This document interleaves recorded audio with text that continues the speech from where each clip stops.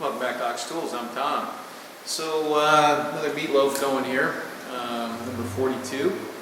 So we got a couple things going on. Actually, got a bunch of stuff going on. So I got some viewer appreciation boxes, and one of them comes from another YouTuber over in Britain. He sent me a box, and I haven't opened it yet, so we'll open that one up on camera. I did a little trip to recover an Arbor press on Sunday, and I shot some video of the shop that I got the Arbor press from. And there's a nice lady, her name's Virginia, and she's got more stuff out there, and so you'll get to see a little tour of her shop. And this is in the valley, California Valley, Escalon, California. So folks that are local, if you want to email me at my email address, I'll give you her contact information, and you can get in touch with her if you see something in the video clips that you're interested in. Let's see, what else? Well, we got a new, we're going to talk about the mystery tool, and we got a new mystery tool. And at the end, I want to share a link to a very nice video that somebody turned me on to. Last week at work was it was a pretty rough week for me at work. We were very busy, and there was a lot of problems. We had to put in some extra effort, considerable extra effort. Anyway, I happened to mention it to a work colleague, and he said, "Hey, take a look at this." So he sent me this video, and it was just absolutely fantastic, and it completely put me at ease for the rest of the day. It was wonderful. So I'm going to share that with you guys, and I think you'll like it too. It's called The Putter, and anyway, it's pretty cool. It's a Vimeo video. It's a non-YouTube, so automatically high definition, and just a very nice film. Let's see, what else? I don't know. Let's go get an apron on. We'll go look at an Arbor press and some ancillary items that I got with the Arbor press, and we'll talk about those. And we'll look at a mystery tool and look at a few other things. Okay. Okay. So this first one, this comes from John Mills, otherwise known as Double Boost, and he sent me a package. Actually, he mailed this on June 6th, and it finally showed up. It had a roundabout trip, and it's August 3rd now. It came on Friday, I think. So anyway, this thing's traveled all over the place, and he kept emailing me to see if it showed up, but it hadn't showed up. So we're gonna open it up on camera now. I haven't opened this one. This is quite the packing job here, John. Let's see if we can get in there. Get it thoroughly taped.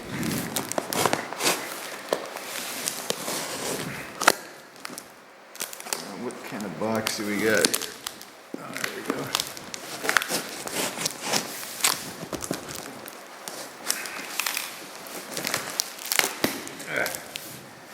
Okay, all right, here we go. I think we're onto it. Oh, it's like a shoe box. Okay.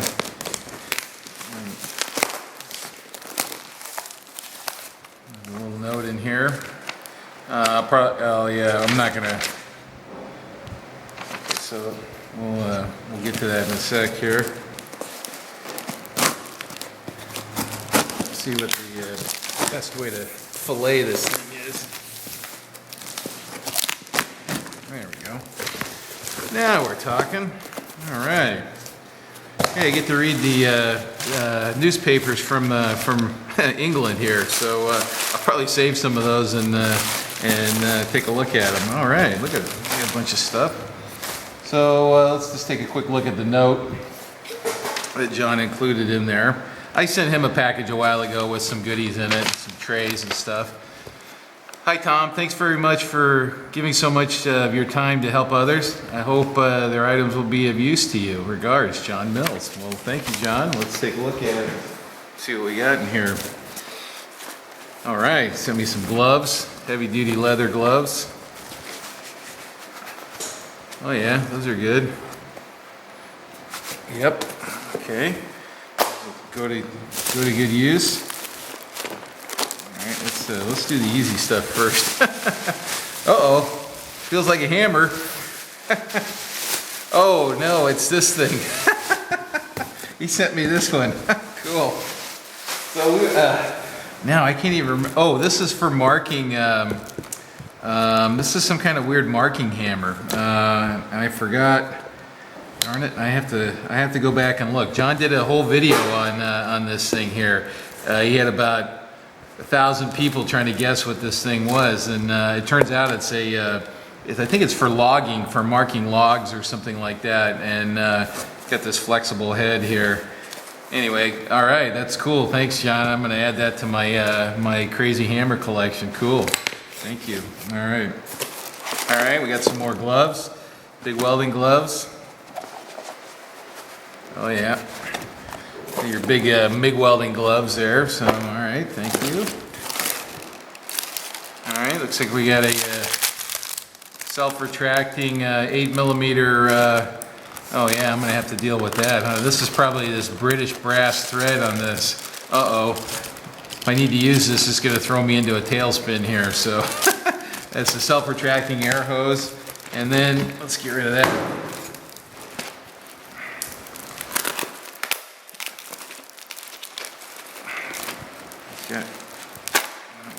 I don't want to penetrate too far into this here.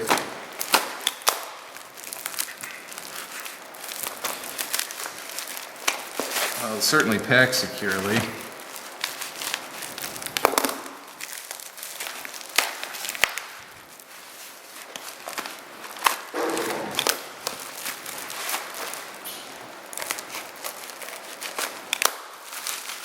Alright, let's see what we got in here. I think it's coming free. Ugh. Oh, cool, alright. Ooh, look at that thing. That's a spiffy end mill. Oh, very cool. I like the looks of that. Now, you dread using something like that, you know, with that long shank. This thing feels it's brand new. It's a 4-flute extended reach with short flutes, and yeah, that's a nice end mill. I like that. Thank you, John. That's very cool. You know, when you need one of those, boy, you sure need them. And we got a knife file here, and a knife file is thicker on the back than it is on the edge here, just like a knife. And so I have a few of those, and this is a pretty coarse one here, so that'll go to good use. Let's see what we got in here. Some more goodies. Wow, this is a big surprise package here. Oop. Okay. Little brush. Some kind of aircraft length drills. These always come in handy. Once again, when you need. Okay, now this one's stepped here. This one's stepped, so it drills a pilot and then opens it up. Yeah. All right, this one's good. And looks good. That one's got a funny grind on the end there. All right. Oh, and this one, this is a parabolic flute here, which is kind of this rounded flute. They're good for deep holes. They evacuate the chips. So those will come in handy. Thank you very much, John. That's a real nice package. And it arrived safely after its long journey. Anyway, thank you very much. Okay, so this was last week's mystery tool.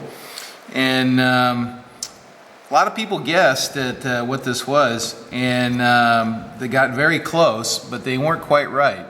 Most people said that this was a Ponce wheel, P-O-U-N-C-E, which is used for marking paper or wood or something like that. It's a spiked wheel, kind of like this on a bent shaft. This is actually an engraving tool, and it's called a roulette wheel. okay? And it's used for producing patterns on engraving plates, okay? And so it's a little bit different, although, you know, I'd have to say that it's similar to a Ponce wheel, but not quite the same. So this is for putting texture on metal. You see, I'm doing. I don't know if you can see that, but it's basically you got a little surface knurl on it now, and by holding it down and pushing on it, so it's imprinting the metal. So this is for imprinting metal for engraving plates. Anyway, okay, so that was a pretty good one, and I don't think anybody's gotten that right. Everybody, a lot of people said Ponce wheel, but that isn't right. This is a roulette wheel. Okay, so all right. So that was good. I got 1 point. Now, this week's mystery tool is this guy here. We're going to pull this out here. I'm going to take a look at that. And now this one isn't too hard. So I don't know if anybody's, you know, probably some folks out there have seen something like this. And so it's you know, you can squeeze this like so. Okay. All right. Show both sides of it there. All right, it's got a torsion spring here. Okay. All right. A little bit wide here, but all right. So that's this week's mystery tool. And if you think you know what that is, go ahead and throw it up in the comments, and we'll see what it is next week.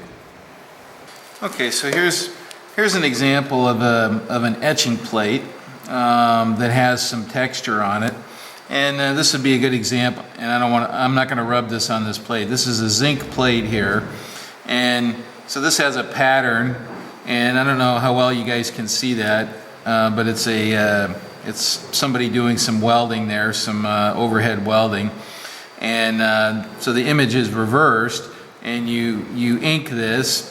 And you put paper on top of this, and you run it through the etching press, and it imprints on the paper.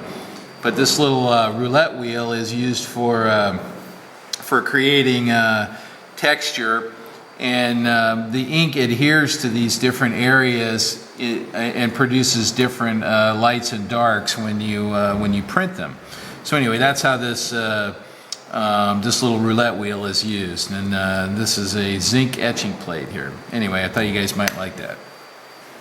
Okay, so here's what I drove out to Escalon to get.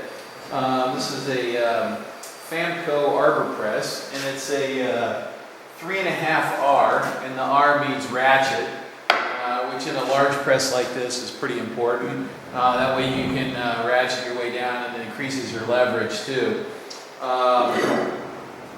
This plate here, I don't think this is a stock plate, but I'm not positive. It doesn't look thick enough for the tonnage of this. This is 5 ton here, according to the Famco site. So it's got a hand wheel, which is really nice, so you can do a rapid traverse down like so.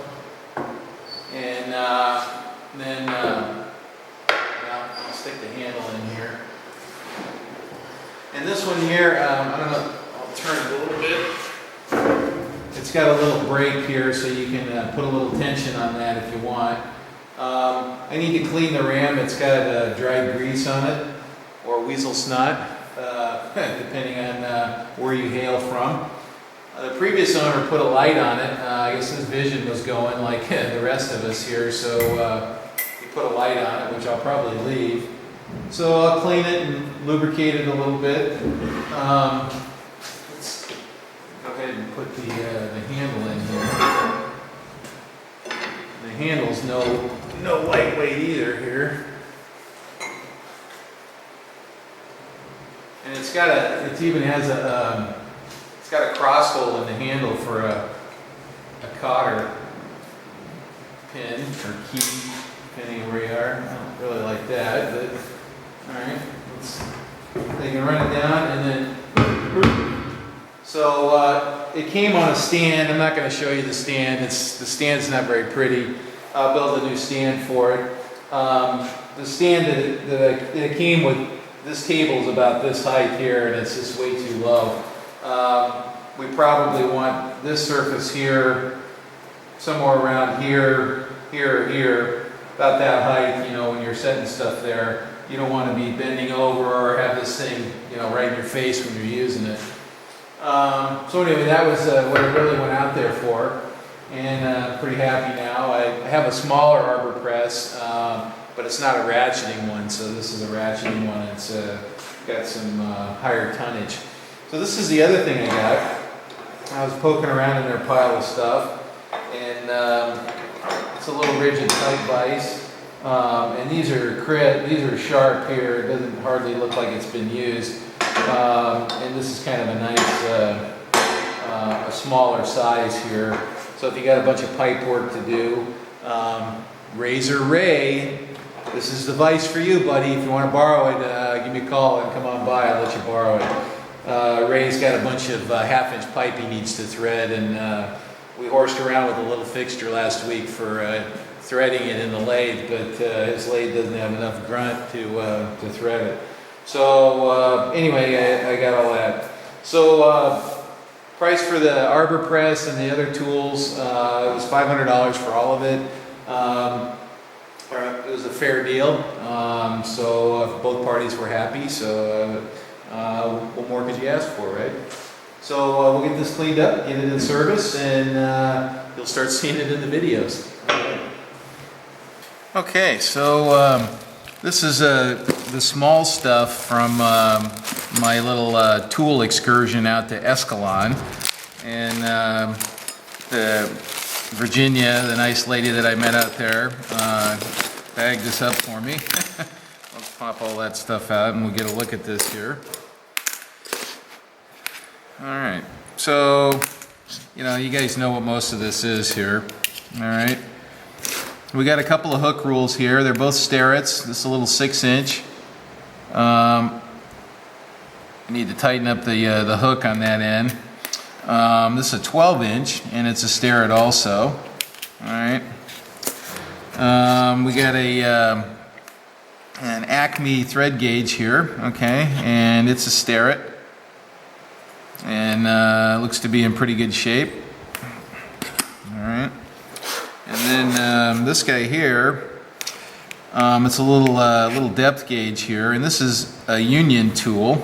It's made by Union, and it looks like this knob is on backwards, if I had to guess, looking at it. Let's see if we can flip that around. Yeah, you see maybe somebody made a new one. Somebody might have made a new knob for that. Maybe that's what's going on, yeah. Okay, so it needs a little bit of help there with a knob or something. Okay, well, it's just a little depth gauge. These are pretty common. You know, you can, and it's relieved here so that so you're not looking so far down to the surface of the blade to get a reading.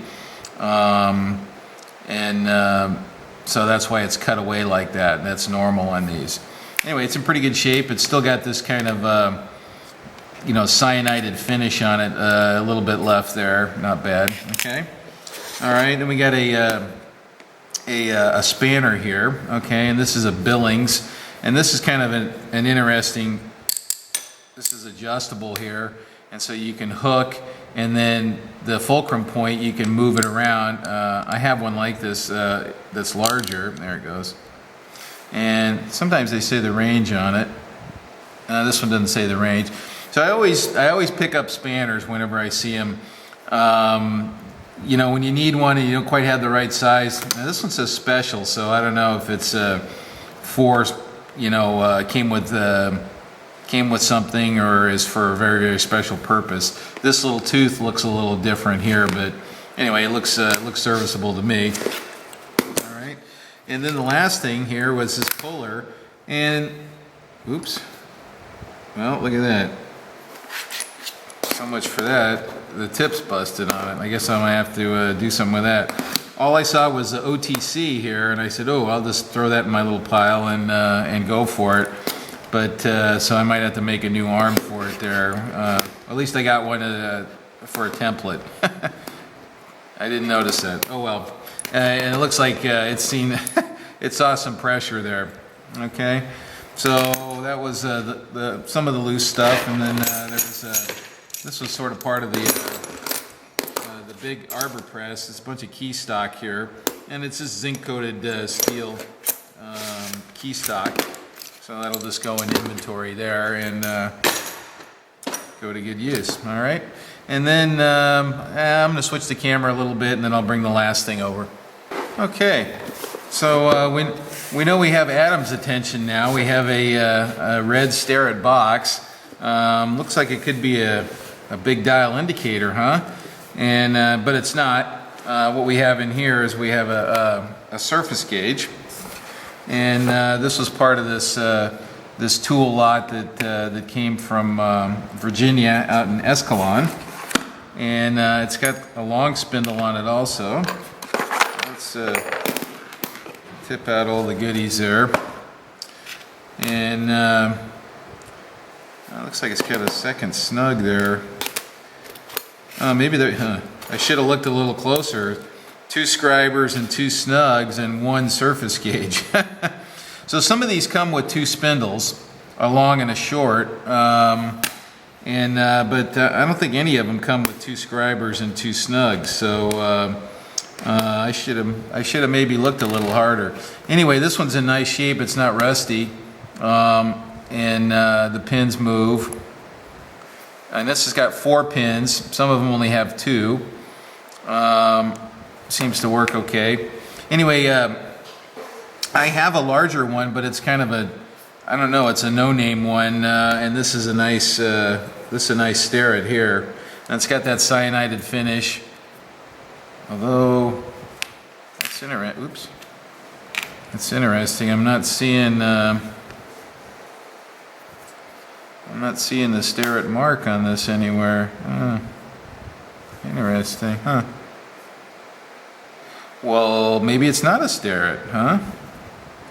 I don't know. Anybody out there has a Starrett?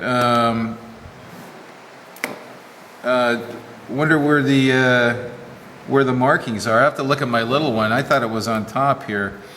Maybe I'll go grab my little one. Okay, I'm gonna go get my little one. Well, there's my little one, and yeah, there's some little differences here. Interesting. So this has a kind of a crest in the middle, where this one's flat on top, and I don't know. And this is marked on top here with their name in the 56. Interesting. For the most part, it kind of looks the same. Those screws are similar. The knobs are similar. This little washer is a little different on this one here than this one. Although this one might be newer. I don't know. Oh, here it is. Okay, it's marked on the spindle, but that's not necessarily a good indicator. Let's see if this one's. And this one's marked on the spindle too. But no markings on the body, which is kind of odd. That screw looks a little different there. I don't know, maybe it's not a Starrett. Anybody care to comment on that?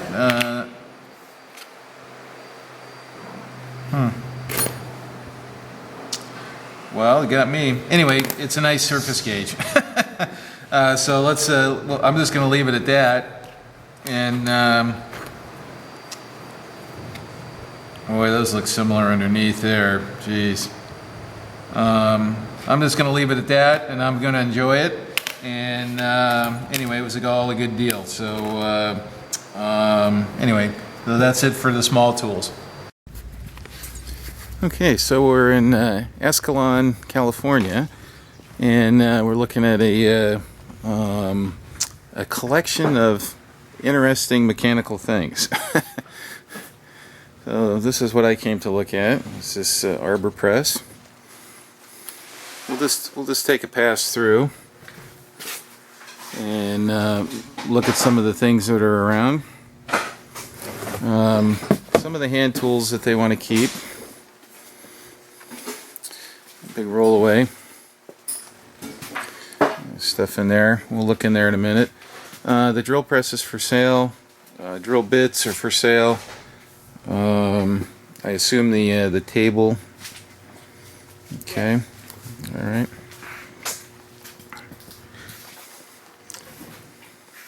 There's a dry rod storage over there. We'll go over there in a second.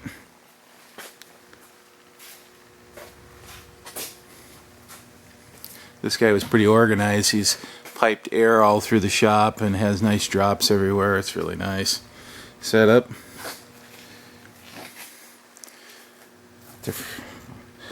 And I'm not going to dig through all these. You have to look at the video and figure out if...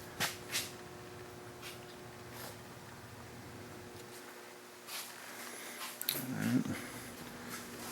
So we'll go this way. Right.